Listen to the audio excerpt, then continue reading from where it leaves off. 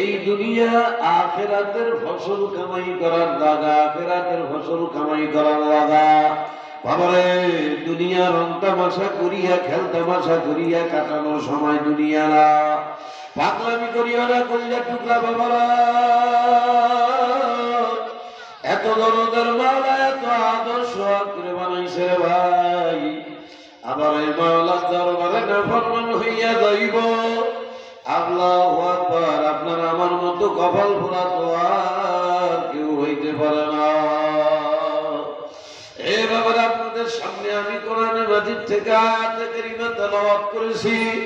আল্লাহ পাক কয়, লা ইয়াসতাবি আসহাবুন নারি ওয়া আসহাবুল জান্নাহ। মাওলা ডাক দিয়া কয় যে জাহান্নামী আর যে জান্নাতি সে কোনদিন এক হইতে পারে না। ভারে ভারে ভারে ভারে। জান্নাতি আর জাহান্নামী কোনদিন এক হয়? আপনাকে এলাকার সব মানুষ কি হয়? আপনাকে খানসামা এলাকার কোন এক ব্যক্তি বাপমা বিদেশে পাঠাইছে, টাকা পয়সা জমি জমা খরচ করিয়া হে বিদেশ থেকে সিঙ্গাপুরের থেকে বিরাট ইঞ্জিনিয়ার হয়ে আসছে। তার সার্টিফিকেটে মারাত্মক মানে ধারালো সার্টিফিকেট। এই ইঞ্জিনিয়ার আপনাকে খানসামার আরেকটা ছেলে বা কলম মূর্খ এবিসিডি কারে কয়, চা দিয়ে ভিজে দেয় না, মাথায় দেয় বুঝি না। এই লোক আর এই ছেলে কোনদিন এক হয় না। আল্লাহ কয়, হে বান্দা বান্দীরা, যে জাহান্নামী আর যে জান্নাতি সে কোনদিন এক হইতে পারে না। তবে আসহাবুল জান্নাতি হুমুল ফাইজুন। হে আমার দুনিয়ার বান্দা বান্দীরা, ওয়াল্লাযীনা জাহাদু, দুনিয়ার জমিনে যদি একটু মেহনত চেষ্টা মুজাহাদা করিয়া আমি মাওলার রাজি খুশি করিয়া জান্নাত কামাই করে আসতে পারো। মাওলা কয়, আসহাবুল জান্নাতি হুমুল ফাইজুন। যে বান্দা বান্দি আমি মাওলা পাকের জান্নাত কামাই করে আসতে পারবে, আমার জান্নাতি বান্দার তুলনা কারো সঙ্গে চলে না। কে কয় কে কয় কে কয়? এ কলিজার টুকরা বাবারা, আল্লাহ পাক রব্বুল আলামিন বলেন যে জান্নাতি তার তুলনা কারোর সাথে চলে না। কিন্তু বাবারা, বর্তমান দুনিয়ার মানুষ হাসতে হাসতে হীরা মণি মুক্তার মতো ডায়মন্ডের মতো দামি হায়াত কিভাবে ঘুরাইয়া বলায়। আর মানুষের ভিতরে একটু ফেকের নাই, চিন্তাও নাই। এই মাওলানা আমার দুনিয়ায় কেন পাঠাইল, আমি দুনিয়ায় কেন আসলাম, দুনিয়ায় আমার আসার পিছনে উদ্দেশ্যটা কি?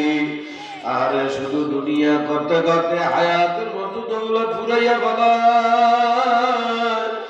আরে দিনের পরে দিন অতিবাহিত করে, একদিনও বৈশা বৈশা হবে না। বাবার আল্লাহু আকবার। আমার মাওলা ডাক দিয়া কয়, বান্দা বান্দীরা, এই দুনিয়ার জমিনে আমি মাওলা শুধু তোমাদেরকে দুনিয়ার ফিকির করার জন্য কিন্তু পাঠাই নাই। এ খানসামার কলিজার টুকরা বাবারা, আপনি আমি দুনিয়ার মধ্যে যারা আছি, আপনি আমি প্রত্যেকেই জান্নাতি প্রবাসী। কথা বলে কথা বলে কথা বলে কি কি কি প্রবাসী বলেন ভাই? প্রবাসী কারে কয়? বাপের জমি জমা বিক্রি করিয়া টাকা পয়সা ইনকাম করার জন্য বাংলাদেশের বাহিরে বহির্বিশ্বে মানুষ যায়, কথা পায় না। ইল্লিগা যায়।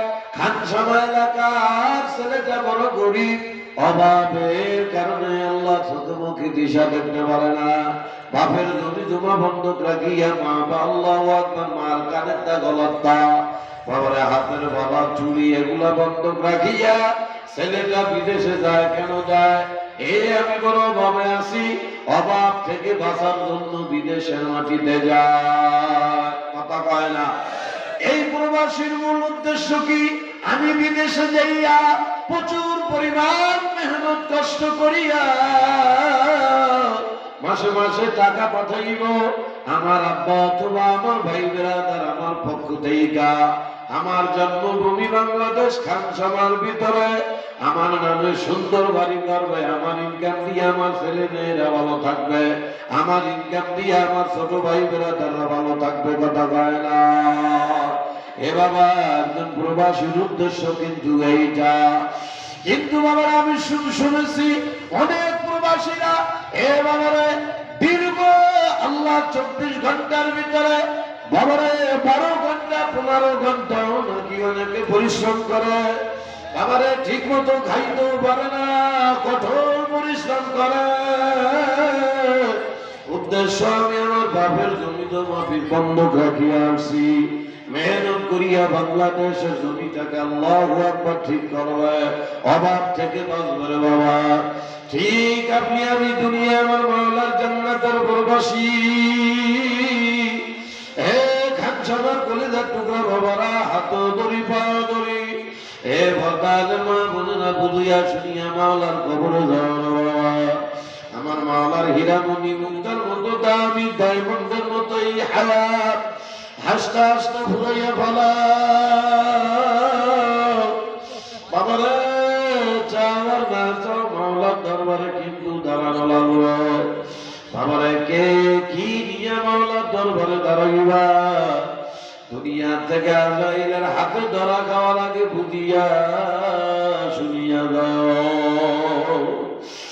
এ খানসামার কলিজার টুকরা বাবারা, আপনার আমার নবী মুহাম্মদুর রাসূলুল্লাহ আল্লাহর সঙ্গে সাক্ষাৎ করিয়া মেরাজ থেকে আসার পথে সম্ভবত পঞ্চম আসমানে হযরত ইব্রাহিম আলাইহিস সালাতু ওয়াস সালামের সঙ্গে দেখা। আল্লাহু আকবার। আমাদের জাতির পিতা হযরত ইব্রাহিম আলাইহিস সালাম আপনার আমার নবী মুহাম্মদুর রাসূলুল্লাহকে ডাকতেছে, মুহাম্মদ বাবা এদিকে আসো। আল্লাহ নবী যায় সাক্ষাৎ করলেন, বাবা আপনি কেমন আছেন? আলহামদুলিল্লাহ।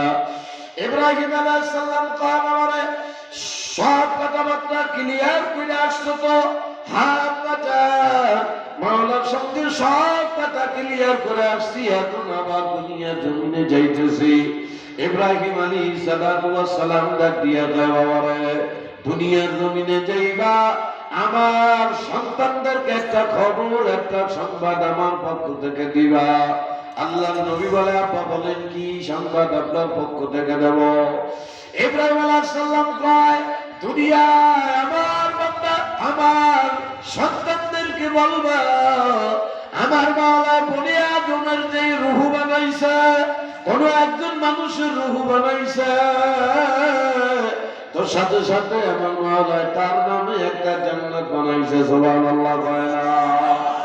যখনই একজন বনি আদমের রূহ বানায়, তো সাথে সাথে মাওলা তার জন্য একটা জান্নাত বানাইয়া রাখছে। ইব্রাহিম আলাইহিস সালাম কয়, হে বাবারে দুনিয়ার জমিনে যাইয়া আমার সন্তানদেরকে বলবা তাদের